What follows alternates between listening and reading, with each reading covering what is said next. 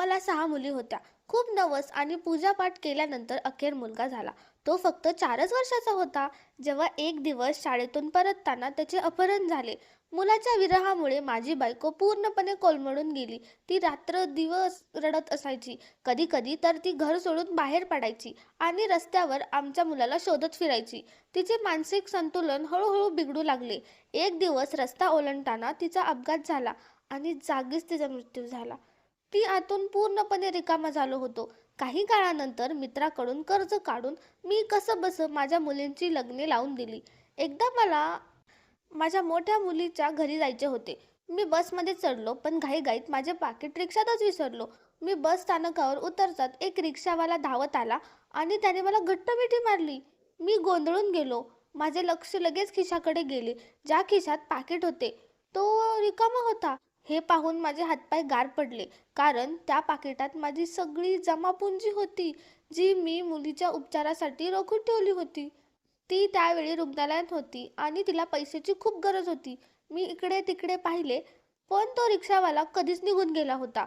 मी हताश होऊन आभाळाकडे बघू लागलो आणि पुटपुटलो, "देवा, आता अजून परीक्षा नको घेऊ. मी खूप थकलोय." त्याच क्षणी माझ्या डोळ्यातून पाणी वाहू लागले. घराची अवस्थाही खूप वाईट होती. राशन संपले होते आणि घरात शिजवायला काहीच नव्हते. माझ्या बायकोची प्रकृती त्या दिवशीही बरी नव्हती. तिला कधीही फिट येऊ शकत होती. तिला त्या अवस्थेत सोडून जावे असे वाटत नव्हते, पण नाईलाज होता. जाताना मी मुलींना सांगितले, "आईची काळजी घ्या. मी लगेच परत येतो." मुली घाबरून म्हणाल्या, "बाबा, आईला जेव्हा झटका येतो तेव्हा ती कोणाचेच ऐकत नाही." मी म्हणालो, "मी बस थोड्याच वेळात येतो." बाहेर जोराचा पाऊस पडत होता. मी मंडईत पोहोचलो. घाईघाईने सामान घेतले आणि घराकडे निघालो. घरापाशी पोहोचताच पाहिले तर मुलगी दारात उभी राहून रडत होती. माझे काळीज धडधडू लागले. मी घाबरून विचारले, "काय झाले?" ती रडत म्हणाली, "बाबा, आई घरात नाहीये." तिला पुन्हा झटका आला आणि ती बाहेर पळाली. आम्ही खूप अडवले, पण ती थांबली नाही. माझ्या हातातले सगळे सामान खाली पडले. मी वेड्यासारखा रस्त्यावर माझ्या बायकोला शोधू लागलो. पाऊस आणि गर्दीमुळे काहीच नीट दिसत नव्हते. तेवढ्यात लांब मला एक स्त्री दिसली. तिच्या खांद्यावरून पदर सरकला होता. मी तिच्याकडे धावलोच होतो की एका वेगात आलेल्या गाडीने तिला धडक दिली. ती हवेत उडून रस्त्यावर पडली. हे पाहून माझा श्वास अडकला. जवळ जाऊन पाहिले तर ती माझीच बायको होती. अपघात पाहून लोक जमा झाले होते. रक्ताने माखलेल्या अवस्थेत मी तिला रुग्णालयात नेले. पण डॉक्टरांनी सांगितले की आता सर्व संपले आहे. माझी बायको लता मला या जगात एकटे सोडून निघून गेली होती. माझे तिच्यावर खूप प्रेम होते. हा धक्का सहन करणे माझ्यासाठी सोपे नव्हते. माझे नाव विश्वास आहे. मी एक निवृत्त सरकारी कर्मचारी आहे. मी माझ्या आई वडिलांचा एकुलता एक मुलगा होतो. जबाबदाऱ्या पार पाडता पाडता मी कधी जबाबदार झालो हे कळालेच नाही. परिस्थिती अशी होती की मला लग्न करायचे नव्हते, पण आई वडिलांच्या सांगण्यावरून मला लग्न करावे लागले. माझी पत्नी लता खूप गुणी होती. मी कमी कमवतो याची तिने मला कधीच जाणीव करून दिली नाही. ती नेहमी कमीत समाधान मानायची आणि घर खूप छान सांभाळायची. ती आल्यानंतरच थोडीफार बचत होऊ लागली होती. कदाचित तिच्या नशिबाचे चांगले फळ की ती माझ्या घरात आली होती. मी तिला कधीच चांगले कपडे किंवा आरामाच्या वस्तू देऊ शकलो नाही. तरीही तिने कधी तक्रार केली नाही. माझे आयुष्य दुःख आणि अडचणींनी भरलेले राहिले. लताची प्रकृती अनेक दिवसापासून खराब होती, पण महिन्याचा शेवटचा काळ होता आणि उपचारांसाठी पैसेही नव्हते. मी खूप काळजीत असायचो. माझी पत्नी मला नेहमी धीर द्यायची. जेव्हा तपासणी केली तेव्हा समजले की ती गरोदर आहे. माझ्या आनंदाला पारावार राहिला नाही. पण लता थोडी काळजीत असायची. मी कारण विचारले तर ती म्हणायची, "देवाने आधी आपल्याला मुलगा द्यावा, जेणेकरून मोठा होऊन तो तुमचा आधार बनेल. मग मुलगी झाली तरी चालेल." तिचे बोलणे ऐकून मी हसायचो आणि म्हणायचो की मुली तर देवाचा आशीर्वाद असतात. खरं सांगू तर मला स्वतःलाही मुली खूप आवडायच्या. पण पत्नीची काळजी पाहून तिला दिलासा देण्यासाठी मी रात्रदिवस देवाकडे हीच प्रार्थना करू लागलो की यावेळी मुलगा होऊ दे. पण देवाने आम्हाला मुलगी दिली. पहिले अपत्य मुलगी झाली म्हणून आम्ही आनंदी होतो. आम्हाला काय माहिती होते की पुढे जाऊन हीच गोष्ट आमच्यासाठी त्रासदायक ठरेल. काळाप्रमाणे देवाने मला 6 मुलींचा बाप बनवले. मी माझ्या सर्व मुलींवर खूप प्रेम करायचो. पण समाज म्हणतो तसे माझे कुटुंब आणि नातेवाईकही टोमणे मारू लागले. लोक म्हणायचे, वंश पुढे कसा चालणार? मुलाशिवाय घर रिकामे वाटते. हे बोलणे माझ्या पत्नीच्या मनाला खूप लागायचे आणि ती अनेकदा रडायची की काश देवाने आपल्याला एक मुलगा दिला असता. काही नातेवाईकांनी तर मला दुसरे लग्न करण्याचा सल्लाही दिला. जेव्हा ही गोष्ट लताला समजली तेव्हा ती आतून तुटली आणि एकदम शांत राहू लागली. ती नेहमी धास्तावलेली असायची. तिची भीती पाहून मी अस्वस्थ व्हायचो. माझा असा कोणताही विचार नव्हता, पण मी तिला समजावून थकलो होतो. मग त्याच दिवसात देवाने आमच्यावर कृपा केली. आमच्या रोजच्या प्रार्थना ऐकल्या गेल्या. वेळ निघून गेली आणि अनेक अडचणीनंतर आमच्या घरात पुन्हा आनंदाने पाऊल ठेवले. आम्ही दोघे पती पत्नी रोज सकाळी देवापुढे हात जोडून मुलासाठी प्रार्थना करायचो. माझ्या मुलीही खूप समजूतदार होत्या. त्याही आपल्या लहान भावासाठी मनातल्या मनात प्रार्थना करायच्या. अखेर देवाने आमचे ऐकले आणि 6 मुलींनंतर आमच्या घरात चंद्रासारखा मुलगा जन्माला आला. त्या दिवशी माझ्या पत्नीचा आनंद बघण्यासारखा होता. आम्ही त्याचे नाव अमन ठेवले. तो खरोखरच आमच्या घराची शोभा बनला होता. त्याच्या येण्याने घरात जणू नवीन चैतन्य आले होते. अमन सर्वांचा लाडका होता. त्याच्या बहिणी तर त्याला जमिनीवर पायही ठेवू द्यायच्या नाहीत. त्याचे प्रत्येक कामं प्रेमाने करायच्या. पण माझ्या मनात एक भीती होती की मुलाच्या येण्याने आपले महत्त्व कमी झाले आहे असे मुलींना वाटू नये. कारण आधीच्या बोलण्यांनी त्या आधीच दुखावल्या गेल्या होत्या. त्या अनेकदा मला विचारायच्या, बाबा, आम्हालाही तर देवाने जन्माला घातले आहे ना? मग लोक फक्त मुलाचीच हाव का धरतात? मी त्यांना प्रेमाने समजवायचो आणि त्यांना ते पटायचे सुद्धा. पण मला माहित होतं की त्यांच्या मनात कुठेतरी एक रुखरुख नक्कीच राहिली आहे. या कारणामुळे मी नेहमी काळजीत असायचो. पण अमन आल्यानंतर मुलींनी माझी ही भीतीही दूर केली.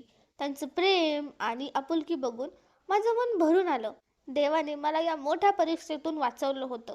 कारण मुलींच्या मनात एखादा का गैरसमज बसला तर तो आयुष्यभर जात नाही. अमन जसा सगळ्यांचा लाडका होता तसाच माझाही होता. मी जेव्हा ऑफिसमधून दमून घरी यायचो तेव्हा तो धावत माझ्या कडेवर यायचा आणि माझा सगळा थकवा एका क्षणात दूर व्हायचा.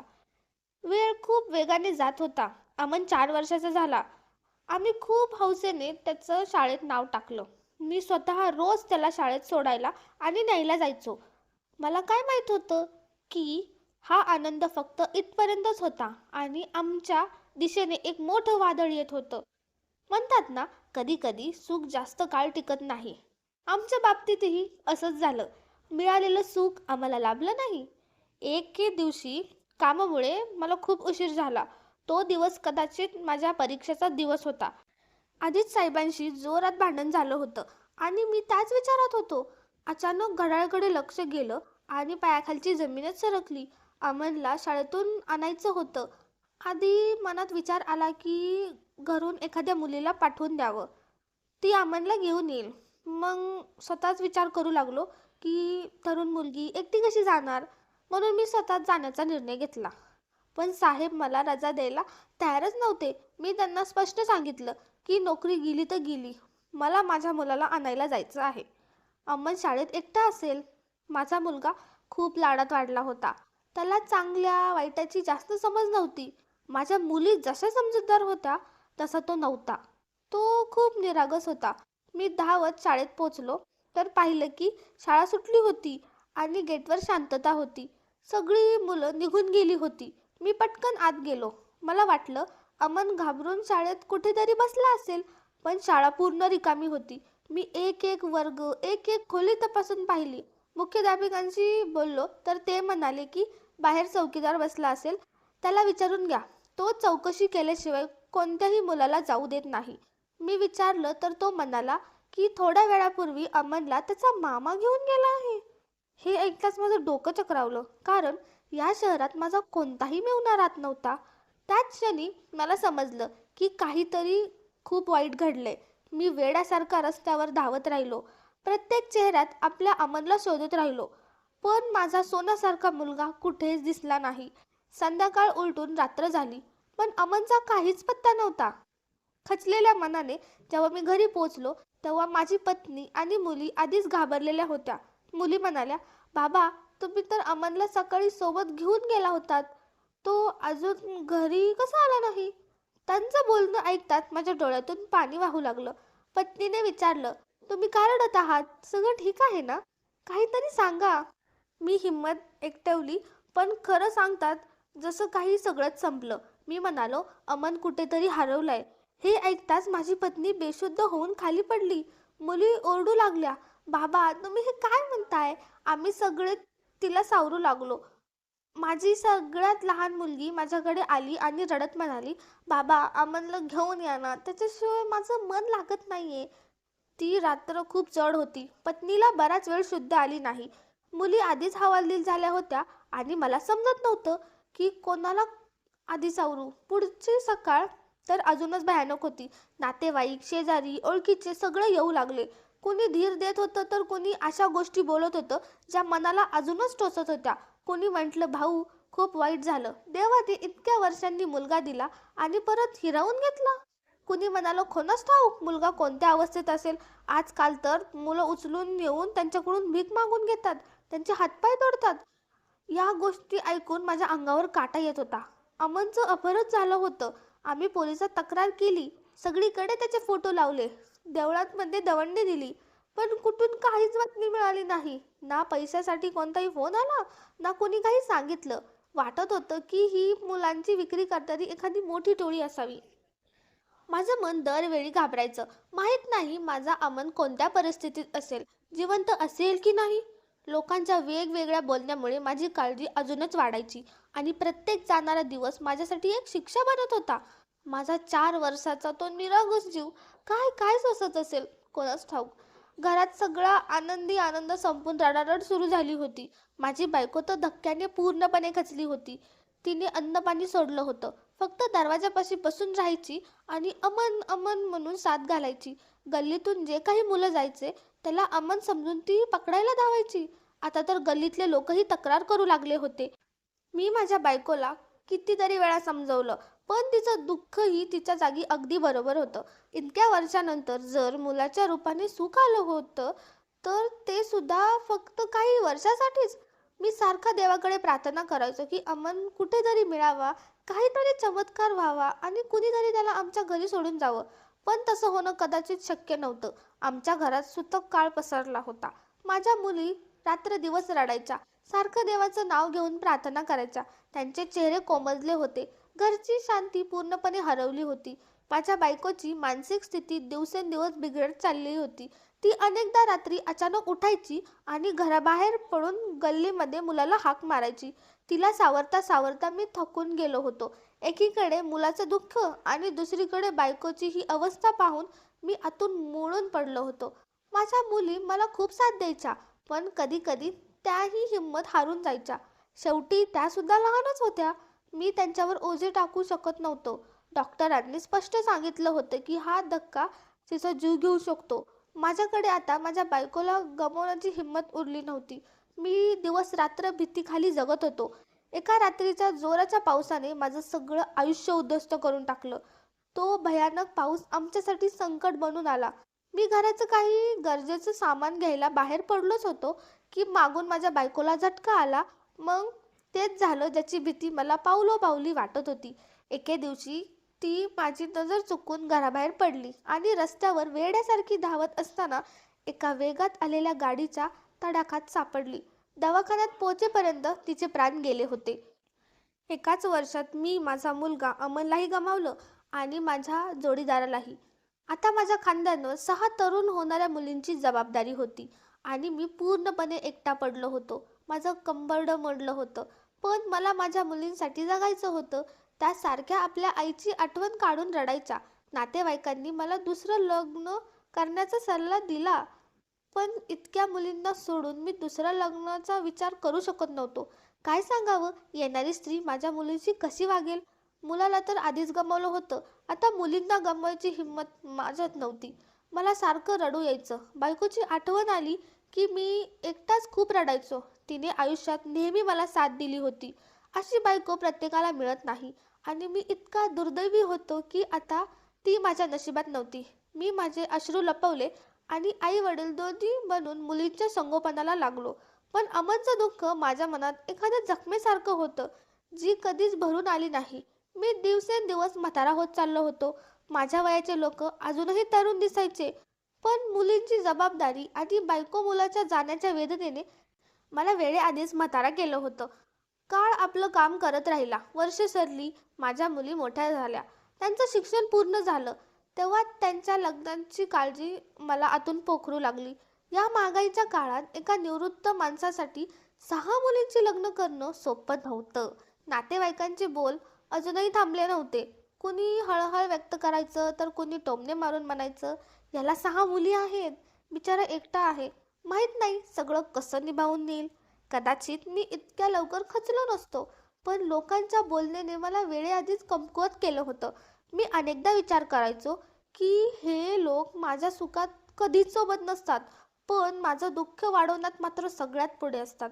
माझ्या पेन्शनवर कसाबसा घरचा खर्च चालायचा.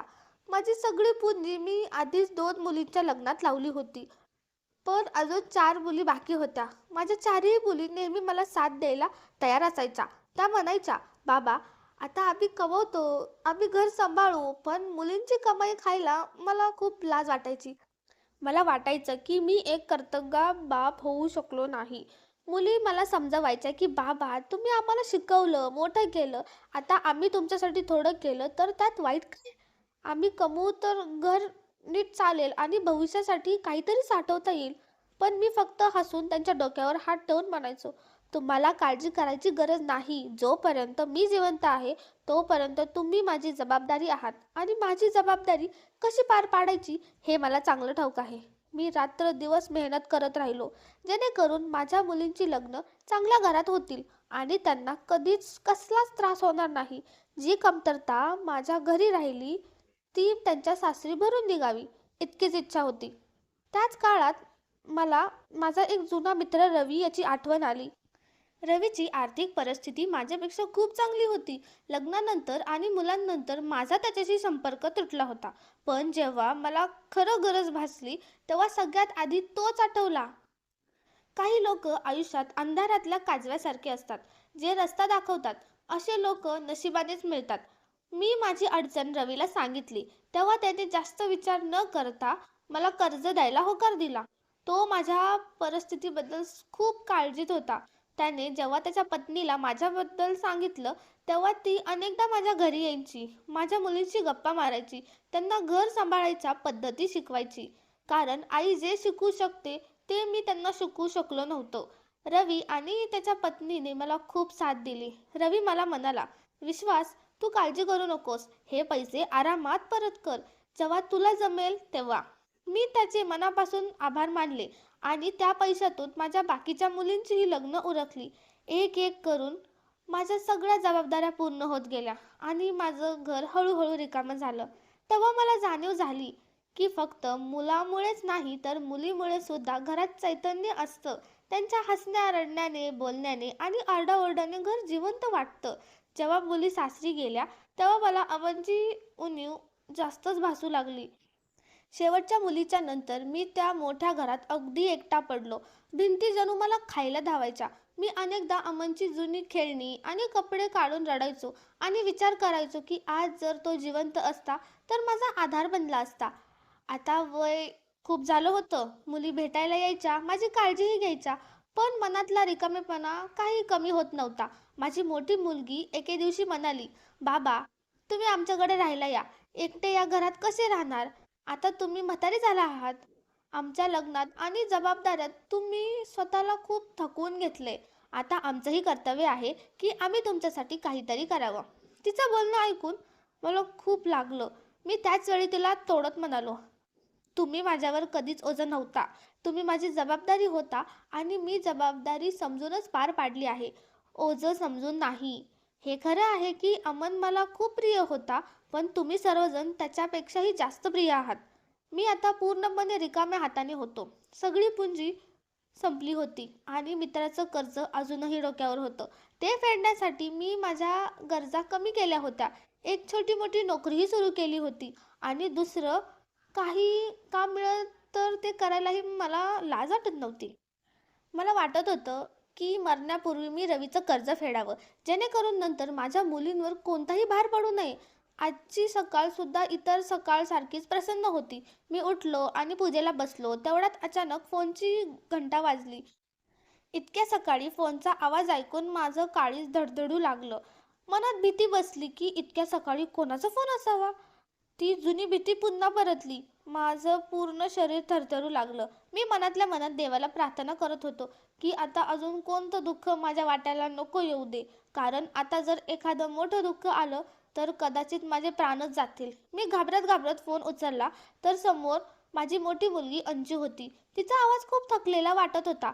ती आजारी होती आणि तिला पैशाची खूप गरज होती. अंजूला 2 लहान मुली होत्या, रीमा आणि सीमा. माझं मन घाबरलं. मी मनातल्या मनात प्रार्थना करू लागलो की माझ्या मुलीला काही होऊ नये. मी तिला धीर दिला आणि म्हणालो, तू काळजी नको करू. मी कसंही करून पैसे घेऊन तुझ्याकडे पोहोचतो. तिला खूप संकोच वाटत होता. ती म्हणाली, बाबा मी तुमचे पैसे लवकरच परत करेन. तिचं बोलणं ऐकून माझे डोळे भरून आले. मी घरात ठेवलेले थोडेफार पैसे काढले आणि काही मित्रांकडून उधार घेऊन मोठी रक्कम गोळा केली. ते सगळे पैसे मी माझ्या त्या जुन्या पाकिटात ठेवले, ज्यामध्ये नेहमी माझा मुलगा अमन आणि माझी पत्नी लता यांचा फोटो असायचा. ते फोटोज माझं संपूर्ण जग होतं. जेव्हा कधी मी खचायचो, तेव्हा ते पाहून मला उभारी यायची. मला या गोष्टीचं समाधान वाटत होतं की या वयातही मी माझ्या मुलींच्या कामाला येतोय. मी आता धीर धरायला शिकलो होतो. मी घराबाहेर पडलो आणि बस स्थानकावर जाण्यासाठी एक रिक्षा थांबवली. रिक्षा चालवणारा एक तरुण मुलगा होता. त्याचं नाव बहुतेक राजू होतं. त्याने डोक्याला रुमाल बांधला होता. मी गपचूप मागे बसलो. माझ्या डोक्यात फक्त मुलीचा आजार आणि पैशाची चिंता घोळत होती. रिक्षा बस स्थानकावर पोचली. मी भाडं दिलं आणि चालायला लागलेल्या बसच्या दिशेने धावलो. बसमध्ये चढताना माझं काळीज जोरात धडकू लागलं. जसं काहीतरी मागे सुटतंय असं वाटत होतं. बसमध्ये चढताच मी मागे वळून पाहिलं. राजू रिक्षा घेऊन निघून गेला होता. मी स्वतःला सावरलं. तेवढ्यात कंडक्टर ओरडला, बाबा लवकर चढा, बस निघतीये. मी बसमध्ये बसलो आणि जरा सुटकेचा निश्वास सोडला. थोड्या वेळाने तो तिकीट काढायला आला. मी खिशात हात टाकला तर काहीच नव्हतं. दुसरा खिसा पाहिला, कमरेचा खिसा तपासून पाहिला, पण पाकीट गायब होतं. मला वाटलं घाईघाईत पडलं असावं किंवा रिक्षातच विसरलं असेल. कंडक्टर समोर उभं होता आणि लोक माझ्याकडे बघत होते. मी मान खाली घालून म्हणालो, भाऊ माझं पाकीट बहुतेक पडलंय, माझ्याकडे तिकिटाचे पैसे नाहीत. तो रागाने म्हणाला, पैसे नव्हते तर चढलात कशाला? ही काही फुकटची बस नाही, खाली उतरा. त्याने बस थांबवली आणि सर्वांसमोर मला खाली उतरवलं. मी रस्त्याच्या कडेला उभा राहिलो. डोळ्यातून पाणी वाहू लागलं. लोक वाईट गोष्टी बोलू लागले.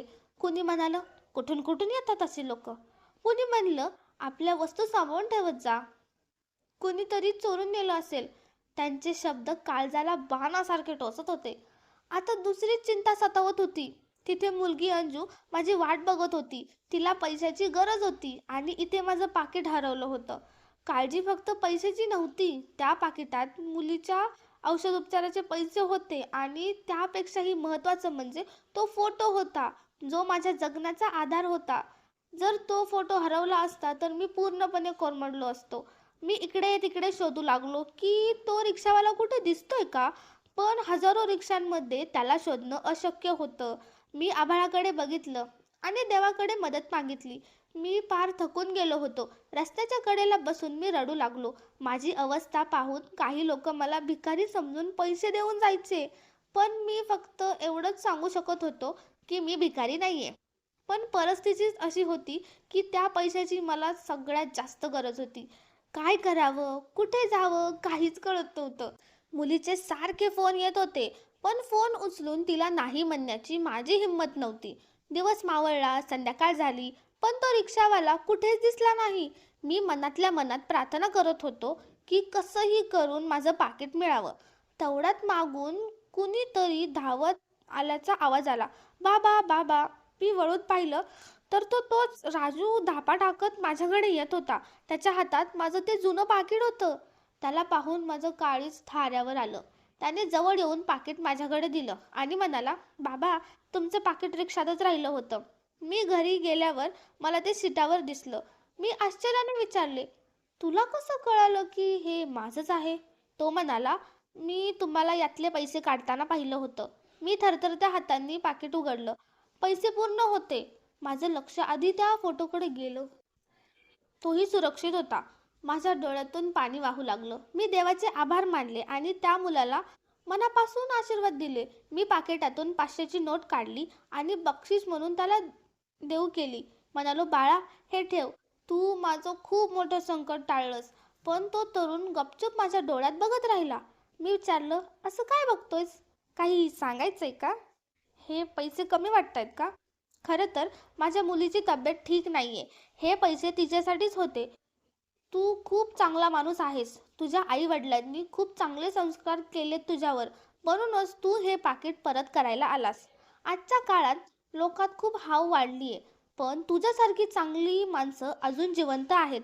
म्हणूनच हे जग चालतंय. देवाने तुला माझ्यासाठी देवदूत म्हणून पाठवलंय. मी विचारलं, तुझे नाव काय? त्याने जे नाव सांगितलं ते ऐकून माझ्या अंगावर काटा आला. तो म्हणाला, माझं नाव अमन आहे. मी थोडं हसून चकित झालो. म्हणालो, मला वाटलं तुझं नाव राजू आहे. पण हा काय योगायोग आहे? माझ्या मुलाचं नावही अमनच होतं.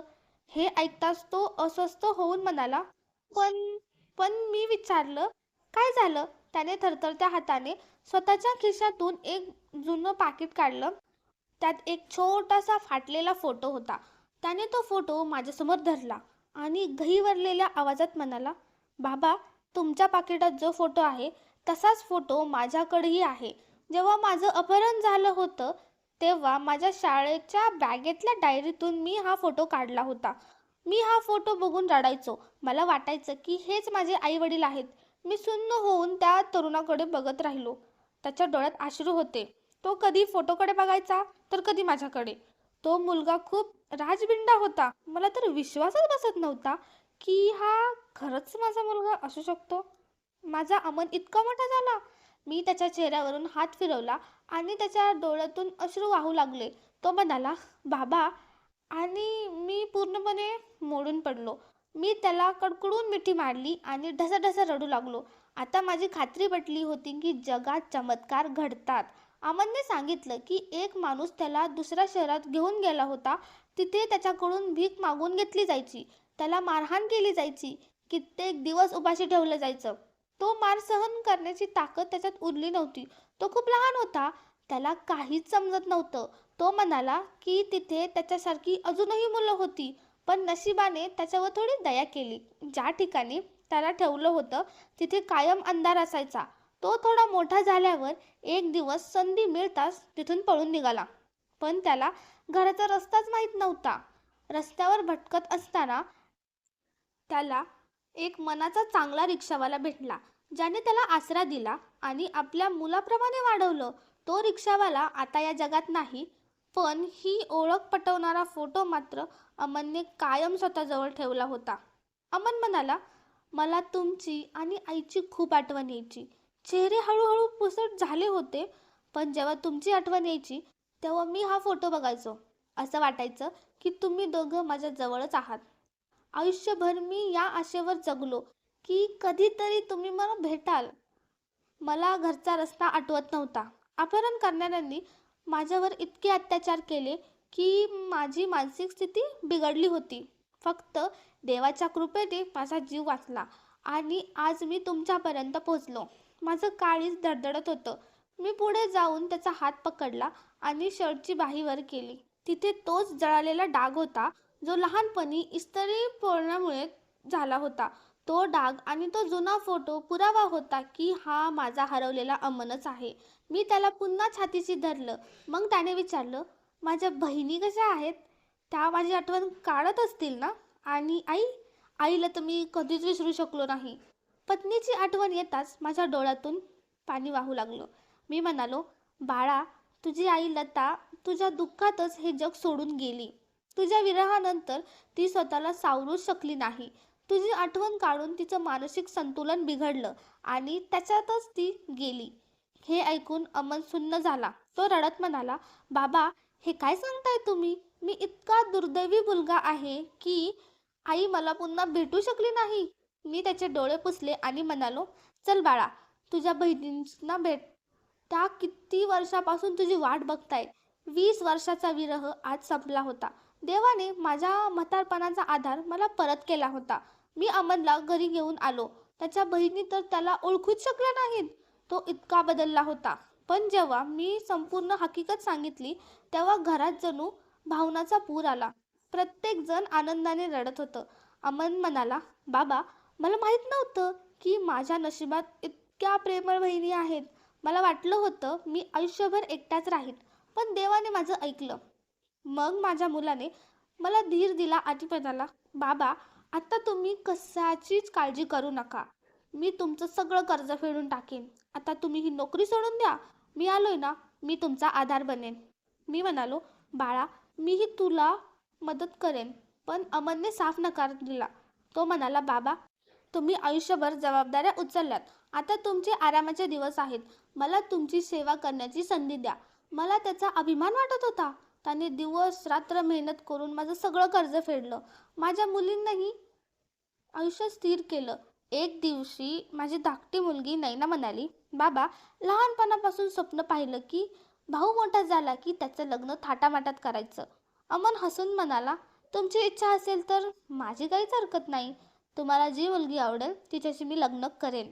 मग माझ्या मुलींनी मिळून अमनचं लग्न खूप धूमधडाक्यात लावून दिलं. सूनसुद्धा खूप गुणाची मिळाली. तिचं नाव मीना. ती माझा खूप सांभाळ करते. आज अमन माझ्यासोबत खांद्याला खांदा लावून उभा आहे. खरंच, देव कधीही संयम ठेवणाऱ्यांची साथ सोडत नाही. प्रत्येक संकटानंतर सुखाचे दिवस नक्की येतात. आपण माणसं दुःखात लवकर विचार करतो की देव आपल्यावर रुसलाय, पण देव कधीच आपल्याला सोडत नाही. तर मित्रांनो, तुम्हाला ही कथा आवडली असेल तर व्हिडिओला लाईक करा, शेअर करा.